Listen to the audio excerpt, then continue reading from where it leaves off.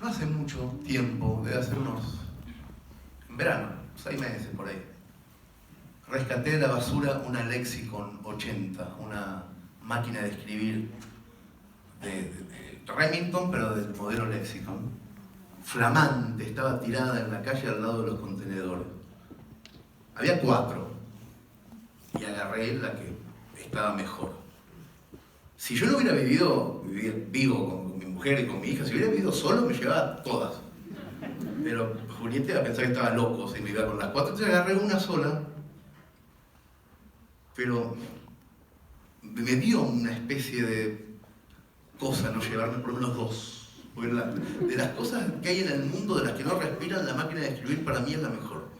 Pero lejos, 1000 veces me levanté descalzo en la siesta de mi infancia, cuando tenía 2 o 3 años, persiguiendo el taca, taca, taca, taca, taca, que llegaba desde el comedor de mi casa en Mercedes. Cuando yo tenía esa edad, 2, 3 años, no había maravilla más grande en el mundo que mi papá sentado frente a su Olivetti del modelo Lexicon, descalzo o con pantuflas, escribiéndole cartas todo el tiempo a la Dirección General Impositiva, a la DGI. Mi viejo era gestor impositivo y la mayoría de sus clientes no pagaban a término nunca, y él le mandaba cartas explicándole cosas a la DGI. Y yo arrastraba una silla blanca y me trepaba para verlo. Me trepaba primero a la silla, después a la mesa y miraba la máquina con la cabeza acá, mi viejo acá y mi cabeza acá. Era increíble la fila de hormigas elegantes que iba apareciendo en la hoja. Eran unas hormiguitas raras, igualitas a las que estaban en las teclas. Mi viejo apretaba un botón y eso se reproducía en forma de hormiga. Y eran todas hormiguitas que se estaban a punto de caer de la hoja y mi viejo hacía ¡trac! Y volvía a salvarlas. Y las hormigas empezaban de vuelta. Era increíble.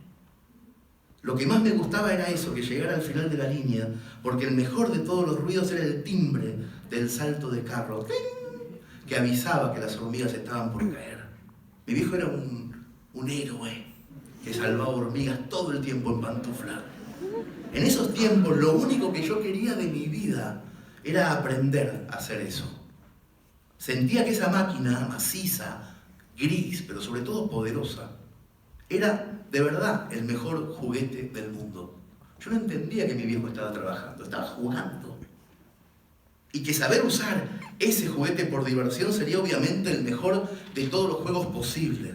La Olivetti que encontré en la calle este verano es idéntica a la que tenía mi viejo, incluso el carro ancho. Hay 2 clases de carro, uno para que te entre la hoja 4, que es la chiquitita, pero después hay unas de carro ancho para que te entren los formularios de la DGI desplegados. Esa me encontré. Y después de rescatarla y de limpiarla bien, puse la máquina huérfana en un lugar privilegiado de mi casa y la miro todos los días. Hoy a la tarde, antes de ir al aeroparque, cerré la puerta y la vi. Ahí, me da como una tranquilidad que esté. Y cada vez que la miro, mi cabeza vuelve un poco a Mercedes, a la época en que yo escuchaba el traqueteo en el comedor, y vuelvo a sentir en la parte de atrás de la nuca esa impaciencia por aprender a leer, por aprender las letras y el mecanismo de los ojos para entender las letras. ¿Ustedes se acuerdan? ¿Tienen algún recuerdo de los tiempos en que todavía no sabían leer? Yo tengo recuerdos de querer mirar un cartel yendo por la ruta y no entender lo que dice, porque después que aprendés a leer, los carteles los mirás y no podés dejar de leerlos. No tenés más esa posibilidad de mirar algo sin leerlo. Yo tengo el recuerdo ese. Cuando yo tenía 2, 3 años, me fascinaba que las personas grandes, mi vieja, mi viejo, mi abuelo, se quedaran en silencio frente a las hojas enormes del diario La Nación, que era el que se compraba en mi casa. Y que movieran los ojos para entender lo que decían las hormigas que estaban en el diario. Y entendían. Mirá lo que dijo Neustar, decía mi viejo. Y mi vieja se acercaba y miraba a la hormiga. Y mi viejo ya no tenía que explicarle más porque entre los dos podían entender lo que decían esas hormigas. Una vez yo estaba solo en el baño, cagando, chiquitito. Pueden imaginarme, o sea, no me imaginen ahora. Imagínense un nenito de 4 años cagando, las patitas que ni le llegan al suelo. Y quise repetir el gesto adulto de la lectura del diario. Y entonces agarré La Nación, que estaba arriba del canasto de la ropa, y no me entretuve como siempre leyendo la contratapa de los chistes, que estaba Quintín García, Trudy, Basurto. No, me fui a los títulos. Y me quedé mirando las letras de los titulares, las miré fijo, a esas letras raras, como si el proceso de leer no llegara del entendimiento, sino de una determinada posición de los ojos. Como esas imágenes que estuvieron de moda en los 90, que no entendías nada de la imagen hasta que desenfocaba y ahí salía el dibujo. Bueno, yo pensaba que leer era desenfocar de una determinada manera y me quedé mirando una letra que me parecía que era como un anzuelo de pescar, que era la J, pero yo no sabía que era la... Y me la quedé así, a ver si entendía, y no pasó nada. Y me concentré de vuelta y no pasó nada. Y pensé una cosa muy paranoica para la edad que tenía. Una cosa que incluso hasta me da miedo que yo mismo haya pensado. Pensé que los adultos tampoco veían nada en esos garabatos y que en realidad se burlaban de mí todo el tiempo para después a solas divertirse a costa de mi ingenuidad. Y sospeché que crecer significaba que a determinada edad te dejaban entrar al grupo de los chistosos. Y que entonces sí, yo iba a poder burlarme de los más chiquitos, diciéndoles que esos garabatos cuando los miraba fijo significaban algo. Eso pensé, qué enfermo. Qué enfermo. A los 3 años. Y entonces salí del baño y le empecé a romper la bola a mi viejo, a mi papá, para que me enseñara el truco. Enseñame cómo se hace esto, o si no es un chiste. Enseñame cómo es. Yo quería saber cómo era. Y una tarde de mis 3 años, Roberto se apareció en casa con un libro que se llamaba UPA, que era su propio libro de lectura de primer grado, un libro muy peronista. UPA se llamaba. Y al día siguiente, 3 años antes de que empezara mi escuela primaria, mi papá me sentó con la Lexicon 80 y con el libro UPA y me enseñó a leer y a escribir. No manuscrito, con la máquina. La A, me decía. ¡Pa! Ahora poné mamá. ¡Pa, pa, pa! Y yo aprendía, si no tengo letra, el día de hoy que no tengo letra manuscrita, no sé ni agarrar la lapicera bien. Porque desde primer grado ya empecé a escribir a máquina. Y siempre escribí a máquina. No tuve el proceso manuscrito primero.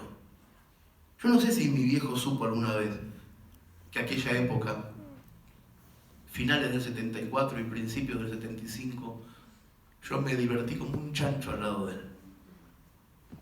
No me acuerdo si alguna vez se lo llegué a decir. Si alguna vez le dije que cuando yo tenía 3 años buscaba un gesto de asombro en sus ojos y que la curiosidad que yo tenía por aprender quedaba en desventaja frente a las ganas de que él hiciera ese gesto de triunfo cada vez que yo la pegaba por una sílaba. Él levantaba las cejas y al mismo tiempo decía, muy bien, negrito. Y yo quería que pasara todo el tiempo eso. Y entonces en vez de una palabra de 2 sílabas trataba de hacer una de 3. Para que cuando él volviera de trabajar yo ya pudiera enseñarle que sabía poner palabras con acento, por ejemplo. Yo aprendí a leer y a escribir en el comedor de mi casa mientras se freían las milanesas. Roberto volvía de trabajar a las 8 y yo me quedaba desde las 7 esperando que la aguja chiquita llegara a las 8, mirando la puerta y la Lexicon. La puerta y la Lexicon. Y cuando él volvía, nunca, jamás llegó tan cansado como para decir hoy no, estoy cansado. No, él dejaba el portafolio en el sillón y se juntaban 2 obsesiones. La mía por entender la máquina de escribir y la de él porque yo entendiera. Ahora mi viejo está muerto, pero cuando todavía estaba vivo y yo vivía en Barcelona, él me escribía a veces mails preguntándome cómo hacer para instalar el Skype, por ejemplo. O cómo hacer para ver a Racing sin pagar el codificado. O para encontrar un icono perdido del escáner en el escritorio de su computadora. Y yo le contestaba a mi viejo con mucha paciencia de qué manera, usando el botón derecho, él podía poner un acceso directo y un montón de boludeces le enseñé. Durante los últimos años de su vida le di un montón de trucos de informática y cada vez que lo hacía yo sentía que le devolvía por lo menos un poquito de lo que él me enseñó en 1974 y 1975, pero no, ni en pedo. Nunca jamás pude equilibrar, ni que le hubiera enseñado que yo 1.000.000 de tutoriales.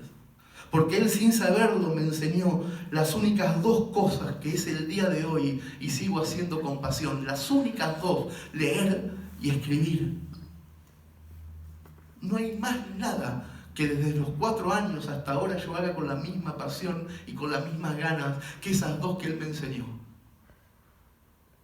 Y ahora que vivo otra vez en la Argentina y que tengo una hija nueva que ya cumplió 2 años, en el comedor de mi casa hay una Lexicon. Y cuando veo a mi hija mirar con curiosidad esa máquina, yo sé que tengo adelante de mis narices la única tarea fundamental de la paternidad: transmitir pasión. No hay otra cosa que hacer con un hijo. Transmitir pasión. Por eso cuando salgo a contar cuentos con Cucuza, hay algo que a mí me gusta más que nada, más incluso que las canciones y que la música y que lo que él transmite en el escenario. Hay algo que es impagable y que a veces me pongo de costadito para poder verlo, y es cuando Cucuza y Mateo se miran en la mitad de un tema. Cuando la pasión que los involucra va de la mirada del hijo a la mirada del padre y al revés. Es obvio, se nota tanto, es obvio que Mateo es tan buen guitarrista porque le transmitieron la pasión de chico, es obvio, pero también en mi cabeza empieza a ser obvio que Cucuza canta mejor cuando lo acompaña a su hijo. Entonces, en este cierre, además de escucharlos, mírenlos, sientan cómo cierran esta noche de nostalgias.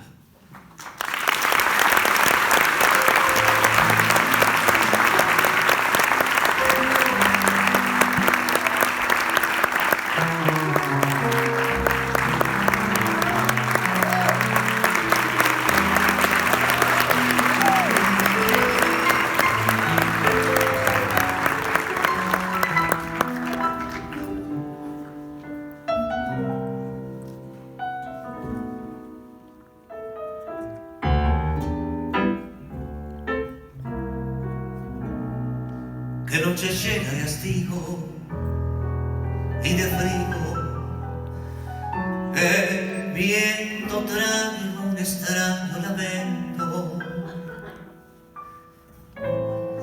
Parece un pozo de sombras la noche, y yo en las sombras camino muy lento. Mientras tanto la luna se acentúa con sus pujas en mi corazón. Y en esa noche tan fría y tan fría, pensando siempre en lo mismo,